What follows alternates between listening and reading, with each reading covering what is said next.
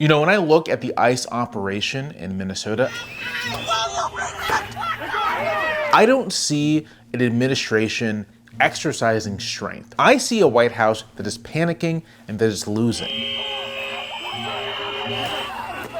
I think that this aggression represents political weakness. It's an attempt to shut people up because what they're saying and what they're doing is actually impeding your ability to accomplish your goals. When you actually look closely at what's happening in Minnesota, what you see are hordes of agents, 12 people, 20 people trying to execute a single arrest.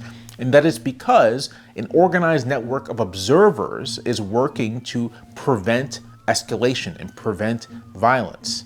ICE can't do anything without being followed, and that reduces the odds that they act in dangerous and aggressive ways. Minnesotans, in other words, are standing up for their communities and pushing back against ICE and the Customs and Border Protection in a real way that is preventing them from doing their worst. But if you zoom out from Minnesota and look at the national political picture, what you see is an embattled agency. ICE has never been more unpopular than it is right now. First, majorities of Americans in a recent YouGov poll, 53%, said that they did not think that the shooting of Renee Good was justified. 42% of Americans said that they would support the elimination of ICE as an agency. Abolish ICE has very quickly gone from what some may have considered the fringes of American politics to the mainstream. And short of ending the agency, there is majority support for slashing its funding, for putting restrictions on agents, for requiring them to remove their masks and show identification.